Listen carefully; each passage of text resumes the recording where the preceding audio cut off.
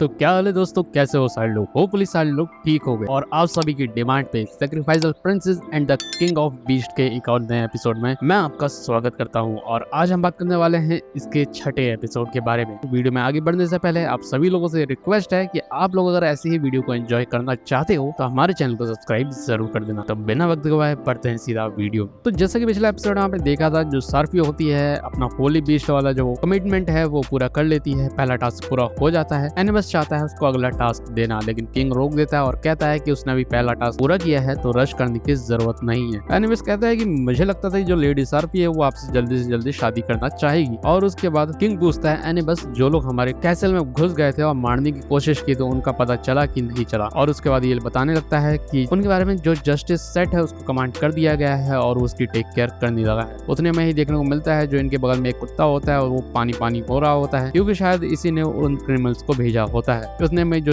Justice set होता है वो वहाँ आ जाता है और पता चलता है कि वो दोनों जो क्रिमिनल थे उन्होंने अपनी लाइफ ले ली है। और फिर सेट ये भी बताता है कि ऐसा कोई इंडिकेशन मिला नहीं कि इनके पीछे कोई मास्टरमाइंड हो सकता है। तो एज्यूम ये करते हैं कि एक ह्यूमन लेडी है यहाँ पे, इसकी वजह से लोग अटैक कर रहे होंगे, क्योंकि यहाँ पे जो लोग हैं वो ह्यूमंस के अगेंस्ट बहुत ज्यादा ग्रजेस रखते हैं। इस वजह से हो सकता है कि वो सब पसंद ना करते हो। लेकिन जो लेडी सार्फी है वो हमारी क्वीन बनने वाली है। As a loyal servant royal family का मुझे ऐसा बोलना नहीं चाहिए। उतने में जो किंग होता है थोड़ा सा गुस्सा हो जाता है और कहता है कि मैं इन चीजों को नजरअंदाज नहीं करूंगा जो तुम लोग रैश किलिंग कर रहे हो, चाहे वो क्रिमिनल्स की हो। और तुम लोग जो सेंटेंस होगी वो मैं वर्ड्स कर दूंगा, इवन डेथ से भी ज्यादा। जितने भी तुम लोग ऑफेंडर हो तो ये सब सोचना ही मत कि तुम लोग मेरे खिलाफ जा सकते हो। और सेट जो होता है वो यस बोल के वहां से चला जाता है। उसके बाद दरबार इनके देखने को मिलते हैं जो गेट की रखवाली कर रहे होते हैं। उनमें से एक थोड़ा आलसी होता है, दूसरा उसको कहता है कि आलस मत दिखा, और वैसे भी अभी कुछ लोग अंदर जा चुके हैं जिसकी वजह से हमारी नौकरी खतरे में आ सकती है। उतने में ही देखने को मिलता है एक इंसान होता है जो दीवार के ऊपर से कूदता है और इन दोनों के ऊपर अटैक कर देता है और वो चाहता है किंग से मिलना। अंदर देखने को मिलता है जो एमिट होती है वो बेक करके लाई होती है कुछ चीजें जो कि सार्फी के लिए होती हैं और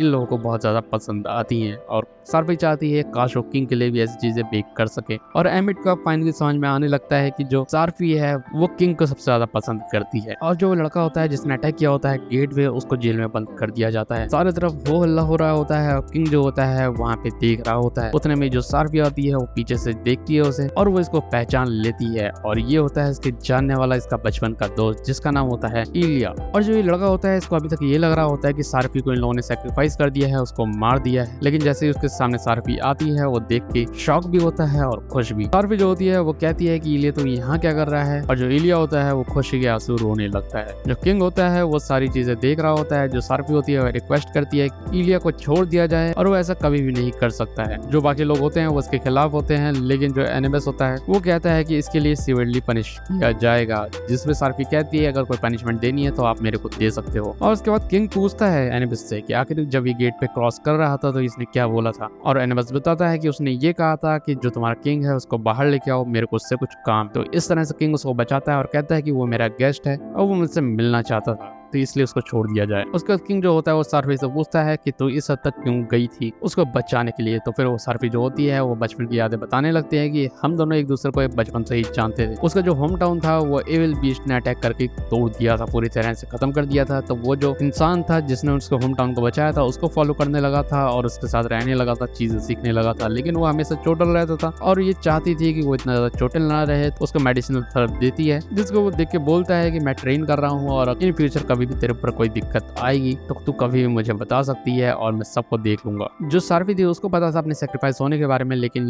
इलिया को इसका कोई भी अंदाजा था नहीं। और जो ये गलती है ये सिर्फ मेरी गलती है कि उसने इतना बड़ा रिस्क लिया था। किंग जो होता है वो पूछता है कि पक्की बात है ना, कोई और बात नहीं है। तो सार्फी इस पे कहती है मतलब क्या है आपका, और उसको कुछ समझ में नहीं आता है। और किंग को यहाँ पे हो रही होती है जेलसी उस लड़के से। सार्फी जो होती है खुशी खुशी वहाँ जाती है और अगेन जो ये इलिया होता है ये अभी भी अपना कॉकीपन दिखाता है और एनिमस के गले को पकड़ लेता है और उससे लड़ने के लिए तैयार रहता है। और इलिया कहता है अगर उसको कुछ भी हो गया होता तो मैं तुम लोगों को अब तक मार चुका होता। उतने में सार्फी वहाँ आ जाती है और जो इलिया होता है वो सार्फी से कहता है तो मेरे साथ यहाँ से चल और हम लोग चलेंगे यहाँ से बाहर। क्लायोक्लॉप इसे रोकने की कोशिश करते हैं। क्लायोक्लॉप को ये लात से मार के उड़ा देता है और उतने में वहाँ किंग आ जाता है, उसे पकड़ लेता है, अपने गोद में उठा लेता है और कहता है ये जो है ये मेरी क्वीन है, मैंने तेरे एक्शंस को अभी तक ओवरलुक कर दिया था, तू इस जगह को छोड़ दे अगर तू जिंदा रहना चाहता है। तो गार्ड से बोलता है कि इसको बाहर लेके चले जाओ। उतने में जो उसको गार्ड होते हैं मार के बेहोश करने लगते हैं, तो अगेन सार्फी को उसकी चिंता होती है, उसके पास चली जाती है और जो चांसलर होता है वो इस चीज का फायदा उठाने वाला होता है और वो बोलने लगता है कि उसे बस थकान हुई होगी तो क्यों ना उसको एक चांस दिया जाए कि आज रात वो यहाँ पे रुक सके। और किंग जो होता है उस चीज का अप्रूव कर देता है, जिसके बाद वो यहाँ रुक जाता है। उसके लिए जो सार्फी होती है बहुत सारी चीजें खाने को बनाती है और वहाँ पे बहुत सारी चीजें रखी होती हैं, लेकिन वो किसी भी चीज को खा नहीं रहा होता है और वो बचपन से ही ऐसा था। और जो सार्फी होती है कहती है कि ये मुझे बचपन की याद दिला रही है, अब मुझे नहीं लगा था कि मैं तुझे कभी देख पाऊंगी। और वो थैंकफुल होती है कि वो यहाँ तक आया उसके लिए। लेकिन जो इलिया होता है वो सार्फी से पूछता है क्या जो किंग बोल रहा था वो सही बात थी, जिस पे वो कहती है कि हाँ एक्चुअली मैं उसकी क्वीन बनने वाली हूँ और अभी भी ये लगा होता है कि ये इसको यहाँ से बाहर निकाल के ले जाएगा और तेरे साथ यहाँ एस्केप करना